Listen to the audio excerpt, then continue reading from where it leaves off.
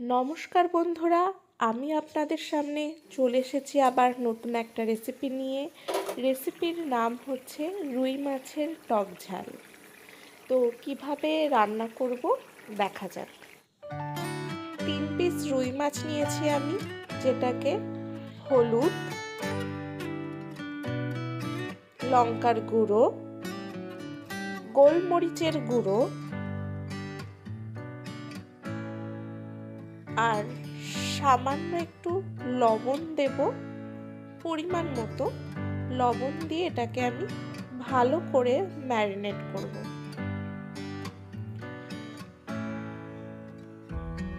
আপনারা ভালো করে এটাকে ম্যারিনেট করবেন যাতে মাছের সবটা জায়গাতে এই মশলাটা লাগে, তাহলে খেতে খুবই সুন্দর হবে। মাছটা ভাজার সময় মশলাটা ভেতরে ঢুকে যাবে। দেখুন আমি কিভাবে এটাকে ম্যারিনেট করছি।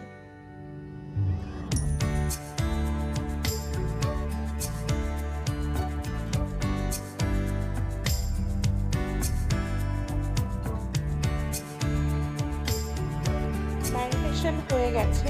এবার টমেটো কুচি, পেঁয়াজ কুচি, লঙ্কা আর আদা বাটা দিয়ে আমি এই রান্নাটা করব। এই রান্নাটা করতে বেশি সময় লাগে। কড়াইতে তেল দিয়ে নিয়েছি। এবার তেলটা গরম হয়ে গেলে এর মধ্যে মাছের টুকরোগুলো দিয়ে ভালো করে ফ্রাই করে নেব।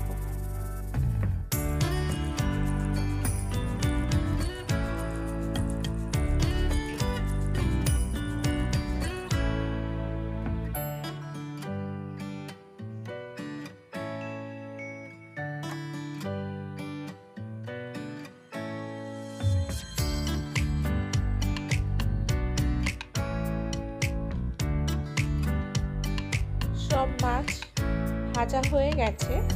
আমি ভাজাটা পুরোপুরি আর দেখালাম না। তো মাছ ভাজা হয়ে গেছে, এখন মাছগুলো আমি তুলে নিচ্ছি।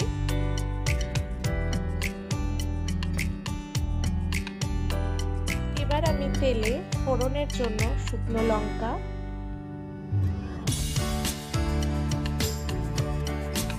গোটা জিরে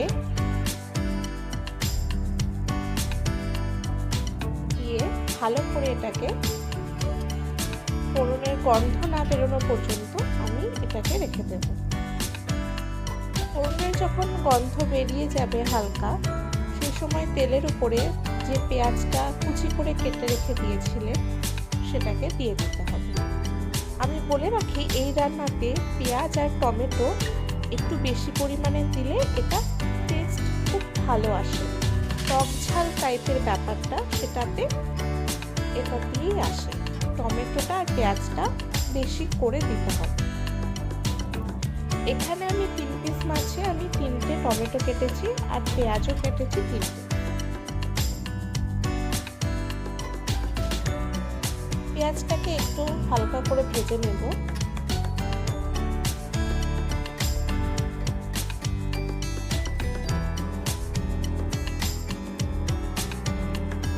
পেঁয়াজটা খুব বেশি ভাজা লাগবে না, আমি হালকা করেই ভেজে নেব। এই রান্নাটা খুব তাড়াতাড়ি হয়ে যায়, খুবই তাড়াতাড়ি, আর খেতেও খুব সুস্বাদু হয়। তো খুন্তি দিয়ে পেঁয়াজগুলো আমি এভাবে ভেঙে দিলাম। পেঁয়াজগুলো আমার প্রায় হয়ে এসেছে। এরপরে এতে আদা বাটা আর জিরের গুঁড়ো 1 চামচ দিয়ে দেব।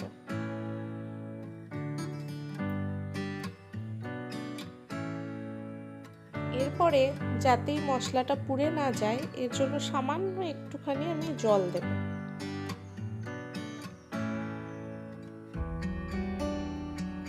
এরপরে এটাকে আমি কিছুক্ষণ হতে দেব।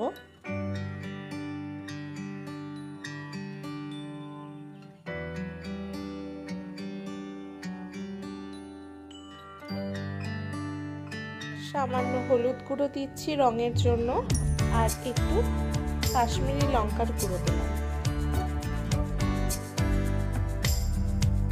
4-5টা কাঁচা লঙ্কা, যে যেমন লঙ্কা খাবেন, ঝাল যেমন খাবেন সেইভাবে আপনারা লঙ্কাটা দেবেন।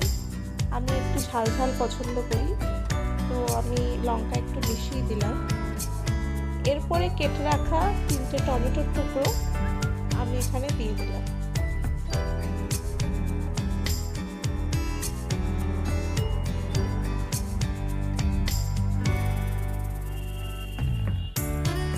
পরিমাণ মতো লবণ দিয়ে নেবেন। তারপরে এটা ভালো করে কষতে দেব যতক্ষণ না পর্যন্ত টমেটোগুলো মেল্ট হয়ে যায়।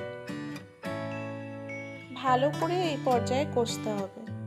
দেখুন টমেটোগুলো মেল্ট হয়ে গেছে। এরপরে আমি সামান্য চিনি দিলাম।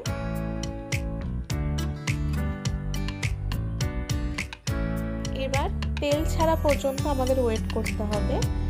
কষানোর সময় যাতে মশলাটা দিয়ে তেল ছেড়ে দেয়, সেই সময় আমাদেরকে জলটা দিতে হবে ঝোলের জন্য।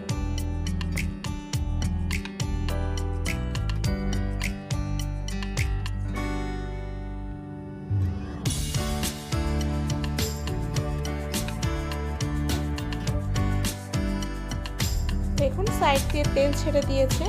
এই সময় আমি জলটা দিয়ে দেব। আপনারা যে যেমন ঝোল পছন্দ করেন, এটা একটু গামাখা গামাখা টাইপের হয়, মানে একদমই কষা কষা যাকে বলে সেটা হয়, কিন্তু আমি একটু ঝোল ঝোল পছন্দ করি বলে আমি সামান্য ঝোল ঝোল রাখবো। জলটা ফুটে এলে এর মধ্যে মাছের টুকরোগুলো আমি দিয়ে দিচ্ছি। এরপরে এটাকে আমি হতে দেবো কিছু।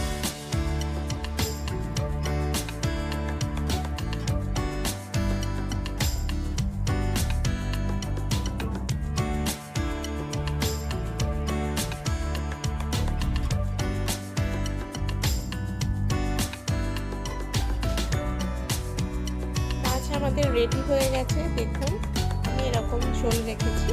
আপনারা চাইলে আরও এটাকে শুকনো করতে পারেন। তো নমস্কার, দেখা হবে অন্য ভিডিও।